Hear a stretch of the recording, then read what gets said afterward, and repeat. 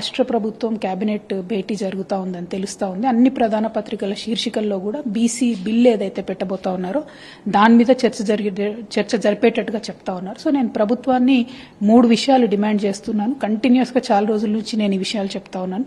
ఎందుకంటే నేను గత సంవత్సరన్నర కాలంగా అనేక మంది బీసీ సంఘ నాయకులతో ప్రత్యేకించి పోయిన 3 నెలల్లో దాదాపుగా వేలాది మంది బీసీ నాయకుల్ని, బీసీ మహిళల్ని, బీసీ విద్యార్థుల్ని, ఉద్యోగుల్ని కలిసినటువంటి వ్యక్తిగా చెప్తా ఉన్నాను. ప్రభుత్వం సీరియస్ గా ఉంటే, నిజంగా చిత్తశుద్ధితో ఉంటే 1 కాదు 3 బిల్లులు పెట్టాలి. 1 ఎడ్యుకేషన్ కోసం పెట్టాలి. ఎందుకంటే ఎడ్యుకేషన్ లో 46% రిజర్వేషన్ ఇవ్వాలి అంటే అది కంకరెంట్ లిస్ట్ లో ఉంది. మన రాష్ట్ర ప్రభుత్వం, కేంద్ర ప్రభుత్వం కలిసి చేయాల్సి ఉంటుంది. సో దానికి సెపరేట్ బిల్లు పెట్టుకోవాలి. ఎంప్లాయ్మెంట్ కూడా కంకరెంట్ లిస్ట్ లో ఉంది. అంటే రాష్ట్రం కూడా బిల్లులు మీద చట్టాలు చేయొచ్చు, ఈ అంశం మీద చట్టం చేయొచ్చు, ఉద్యోగాల మీద కేంద్రం కూడా చట్టం చేయొచ్చు. కాబట్టి దాన్ని సెపరేట్ గా పెట్టాలి.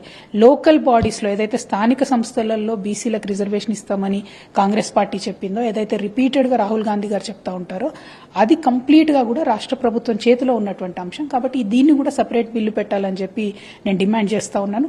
ఇదివరకు కేసీఆర్ గారు ఉన్నప్పుడు 50% మహిళలకు అర్బన్ లోకల్ బాడీస్ అంటే మున్సిపాలిటీస్ లో రిజర్వేషన్ ఇచ్చినప్పుడు కూడా మనం రాష్ట్రంలోనే చేయడం జరిగింది. దానికి సంపూర్ణంగా హక్కులు ఉన్నాయి. కేంద్ర ప్రభుత్వం కూడా ఇది కంప్లీట్ గా రాష్ట్రాలకు సంబంధించిన అంశం అని చెప్తుంది. కాకపోతే ఇప్పుడున్న ప్రభుత్వం ఏం చేస్తుందంటే అన్ని కలిపి ఒకటే బిల్లు పెట్టి లోకల్ బాడీస్ లో బీసీలకు రిజర్వేషన్ ఇవ్వద్దు అనేటటువంటి కుట్రను తెరలేపేటటువంటి ప్రయత్నం చేస్తుంది. కాబట్టి నేను రాష్ట్ర ప్రభుత్వం డిమాండ్ చేస్తా ఉన్నాను. ఈ బిల్లులు తయారు చేసేటటువంటి అధికారులను, న్యాయ నిపుణులను కూడా నేను రిక్వెస్ట్ చేస్తా ఉన్నాను. 1 కాదు 3 బిల్లులు పెట్టించండి. ఎందుకంటే అనేకమైనటువంటి కోర్టు కేసులు పెండింగ్ లో ఉన్నాయి. ఏదో ఒక కేసు అట్రాక్ట్ అవుతుంది. కాబట్టి దయచేసి ఇది చాలా పెద్ద అంశం, గంభీరమైనటువంటి అంశం, 50% పైచిలుకున్నటువంటి బీసీలకు సంబంధించినటువంటి అంశం. కాబట్టి దీన్ని మీరు చాలా సీరియస్ గా తీసుకోండి. సెపరేట్ బిల్లులు పెట్టండి. న్యాయపరమైనటువంటి చిక్కులు వస్తే ఏదన్నా ఒక బిల్లు ఆగుతుంది, కానీ అన్ని ఆగవు. కాబట్టి 3 బిల్లులు పెట్టాలని చెప్పి నేను ప్రభుత్వాన్ని డిమాండ్ చేస్తా ఉన్నాను. ఇవాళ రాష్ట్ర వ్యాప్తంగా ఉన్నటువంటి ప్రజాస్వామ్యవాదులందరూ కూడా ఆలోచించాల్సినటువంటి అంశం. ఈ ఎమ్మెల్సీ ఎన్నికలలో జరిగిందేంది? బీఆర్ఎస్ పార్టీ పోటీ చేయలేదు. రెండు నేషనల్ పార్టీస్ అని చెప్పుకునే కాంగ్రెస్ పార్టీ, భారతీయ జనతా పార్టీ ఇద్దరు కూడా అభ్యర్థుల్ని పెట్టినారు. వాళ్ళందరూ కూడా బీసీస్ కానటువంటి అభ్యర్థుల్ని పెట్టడం జరిగింది. ఇప్పుడు ఏం జరిగింది? పార్టీల పరంగా, సిద్ధాంతపరంగా ఓటు డివైడ్ అయింది. కాబట్టి ఒక్క బీసీ అభ్యర్థి కూడా ఎన్నుకొని రాలేదు. ఇందులో ప్రత్యేకించి నేను కరీంనగర్ ఎన్నిక గురించి ఎగ్జాంపుల్ చెప్తే, 2 అగ్రవర్ణాల అభ్యర్థులు ఉన్నప్పుడు బీసీలందరూ కూడా కలవాలనేటటువంటి నినాదంతో ప్రసన్న హరికృష్ణ గారికి చాలా ఓట్లు వచ్చినాయి. కానీ ఆ ఓటు ఆయనను గెలిపించేటట్టు రాలేదు. సో ఈ అంశాన్ని దయచేసి బీసీ బిడ్డలు అర్థం చేసుకోవాలి. ఈ అంశాన్ని ప్రజాస్వామ్యవాదులు అర్థం చేసుకోవాలి.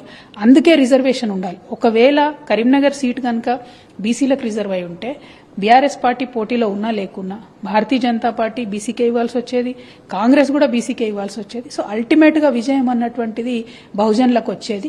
అది జరగకుండా ఇవాళ మరి అడ్డుపడ్డారు. కాబట్టి నేను మిమ్మల్ని కోరేది ఒకటే, పార్టీల వారీగా అభ్యర్థులు నిలబెడితే గెలుస్తామో ఓడిపోతామో తెలియదు.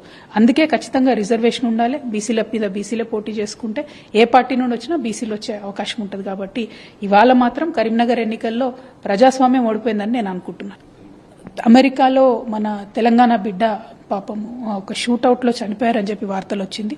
ఆ కుటుంబానికి తప్పకుండా ధైర్యంగా ఉండాలని చెప్పి నేను కోరుకుంటా ఉన్నాను. ఎందుకంటే రాష్ట్ర కేంద్ర ప్రభుత్వాలతోని అవసరమైతే బీఆర్ఎస్ పార్టీ తరఫు నుంచి కూడా మాట్లాడి అక్కడ ఏమన్నా ఛాలెంజెస్ ఉంటే ఆ బాడీని ఇండియాకి తెచ్చేంత వరకు కూడా మేము మీతో నిలబడి ఉంటామని చెప్పి మాట ఇస్తా ఉన్నాము. ప్రత్యేకించి external affairs ministry, Bharatiya Janata party కొంచెం ఫాస్ట్ గా ప్రాసెస్ చేసి ఆ బిడ్డను కుటుంబం దగ్గర చేర్చాలని చెప్పి నేను కోరుతూ, ఆ కుటుంబం అంతా కూడా బాగుండాలని చెప్పి నేను మనస్ఫూర్తిగా ప్రార్థన చేస్తున్నాను.